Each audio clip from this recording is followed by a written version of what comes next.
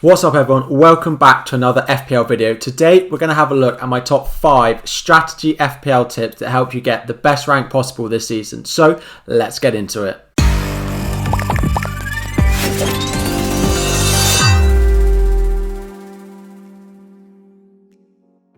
What's up everyone, welcome back to another video. So as I mentioned, we're going to have a look at 5 top strategy tips for you to take through the season. We've actually got 6 split into fixtures, memories, captaincy, planning, transfers and bonus. Now, I've talked to a lot of people on Twitter and Instagram, asked people what their sort of key tip is, and I've tried to amalgamate them all into one video that I'll talk through them all, but those are the 6 groupings that we've got. We've already spoken so far about my 5 tips for making your game week 1 team, and closer to the game week 1 deadline, we'll have a look at my top 5 tips for a good start to FPL, but these are more sort of your strategy as you go through the season, partly picking your game week 1 team, partly throughout, things to remember. So let's get straight into them.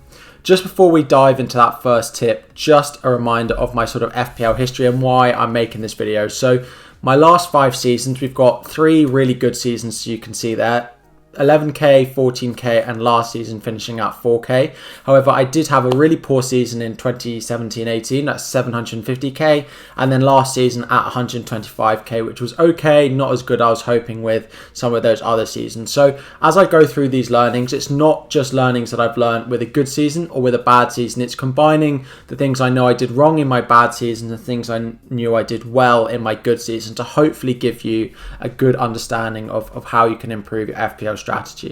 The first one, as we mentioned, is using the fixtures. So the first thing we've got is fixtures versus form. And now we saw a lot of times last season, it's something that's talked about quite a lot. Do you pick a player based on having good fixtures or good form? Now, there isn't a right or wrong answer to this point, but however, I will mention that we saw a lot of people going, for example, at the end of the season, ditching the likes of Ollie Watkins because he had tough fixtures and jumping on players that potentially had easier fixtures, and it didn't work out completely as you wanted it to. So bearing in mind that just because a player has good fixtures doesn't necessarily mean you should sell a player that's on form unless they've got a really dreadful run and you think there's nothing that's going to come of it. The second one is home versus away. Now, last season we paid very little attention to home versus away fixtures because there were no fans in the stadium. However, the Euros, if that's taught us anything at all so far, is that home versus away fixtures will be a factor next season, especially as there's talk of being no away fans at all. So the home team will have potentially even more of a boost than they did before. So it is now worth bearing in mind if a team has a home fixture, then they're much more likely to get a result than if they have an away fixture. We don't have all the data because we had last season where we didn't have anything to go at all on, but it is worth thinking about it as we go on, that home fixture, if you've got a couple of home games in a row, for example, with those fans back in the stadium, you're likely to have a much better result. The next one is when you use a fixture difficulty ranking, how you go about using it. There are a lot of different fixture rankings out there, and whether you use one or the other, it doesn't really matter, but it's how you go and interpret it. Now, I've got my one showing you on the right hand side, and this is one that is useful for graphics, but it can be needed with a bit more detail and a bit more interpretation. Don't just take a fixture ticker as you see it on face value. Start looking in a bit more detail about whether a fixture is good from an attacking point of view or a defensive point of view. A good couple examples of those are Leeds and Brighton. So Brighton and Leeds will often have the same difficulty colour, as you can see up there at the top for Everton. But Leeds is very good from an attacking point of view, but not very good from a defensive point of view for Everton. Whereas Brighton potentially isn't good from an attacking point of view, but is good from a defensive point of view. So it is worth bearing in mind that don't just look at the colours of a fixture ticker. Try and think, okay, am I picking a defender? Am I picking an attacker? And bear that in mind and put your own judgment on those things when you start to look at the fixtures that we're getting between now and the first few game weeks. And when making decisions, don't just look at the next couple of game weeks. A lot of people go to make transfers and they think, okay, they've got a really nice fixture this week, I'll bring them in. But actually the week after, they're like, I don't want this player in my team anymore at all. So I tend to use 5 or 6 game weeks as a good benchmark. Now, of course, if you're playing chips or there's something you are looking to target in a few game weeks time, then potentially cut it down or make it a bit broader. But as a general rule, I tend to say 5 or 6 game weeks is the way I try to look. Now, the next up is forgetting your memories. So First of all is don't be stubborn. So if you have a player that in previous times has done you very badly, that has, trolled you or whatever you want to call it, but now they're starting to hit form, there's high ownership on them, and you just think, oh, they've done me bad in the past, or they've not been a good player in the past, they're gonna not perform as well going forward.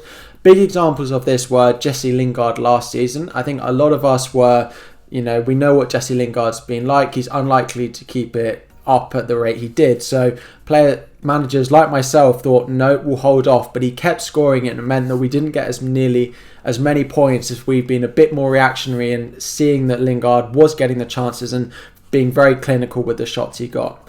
Now, I suppose on the other hand, another example we have there is De Bruyne, who was a bit on the other side.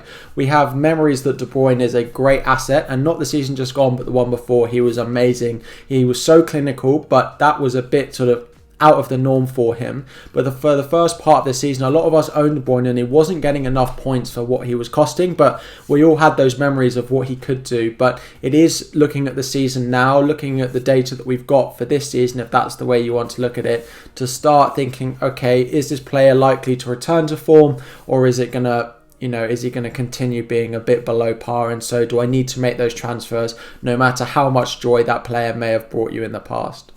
The next one is, as it ties into Lingard, is having the ability to jump on players early. So with the likes of Lingard, if you could have got him on very early, you would have done really well. Calvert-Lewin at the beginning of last season as well. So all of this is about, yes, you can have sort of memories of how players did last season, but don't let it dictate your decisions this season. Bear in mind that players come into form, they develop as players, they play a new system or whatever, and so a new season, it doesn't mean they're going to be exactly the same as they were before. Game weeks 1 to 5, there'll be a lot of players that change the way we think about them, and it is, particularly at the start of the season, it's so key to be able to react to players who are coming into form, going out of form, and then either proving us wrong in a good way or proving us wrong in a bad way. So being able to adapt very quickly early on is definitely a key learning. The third one, which is something that people talked a lot about when I asked for your top tips, is nailing the captaincy. Now, on the right hand side, you won't be able to read all the numbers, but I put together a graphic of all my captains throughout the season. And if you actually look at some of your best or worst game weeks, it's so dictated by your captain. And with so many people playing the game nowadays, that one captain can make such a big difference. Our teams are becoming very similar nowadays compared to how they were a few seasons ago, and that captaincy is that real differentiating factor. So try and plan when you're thinking of your team.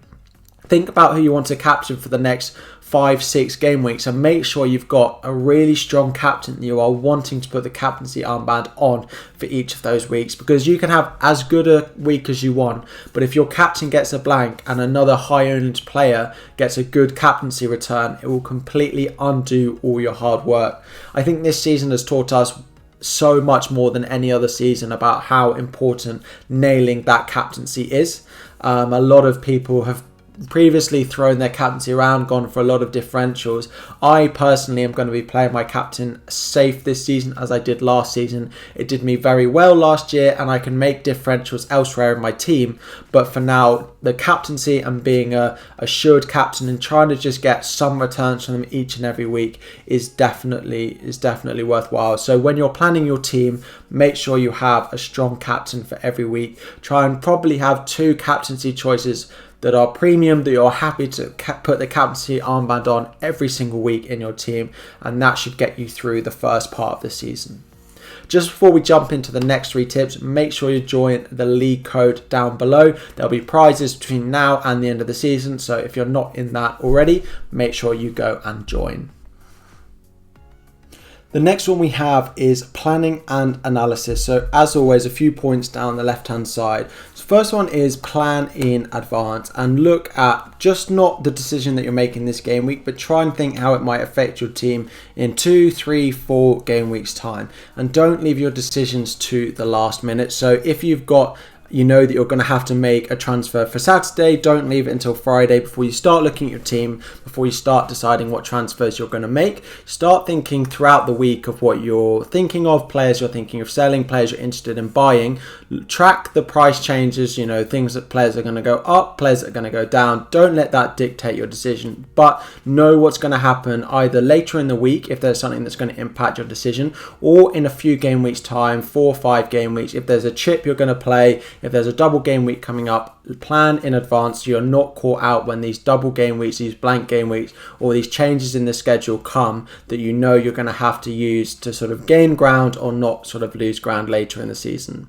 Second one is know why you made a decision, and this combines with the bottom point of bad decision versus bad outcome. And this is a big one that affects a lot of people when they're playing FPL, is that they focus on a bad outcome and they let it get in their heads and they don't necessarily think about what decision they made in the first place. So the reason you need to know why you make a decision is as the season goes on, if you're making decisions for the same reasons each and every week and they're going well most of the time, then you can start to think, okay, I know what I'm doing, I'm using the right eye test, or I'm using the right data, I'm making the decisions in the right way. But if there's a lot of things going wrong, you know, you can start to think, okay, what can I change about the way I'm making my decisions?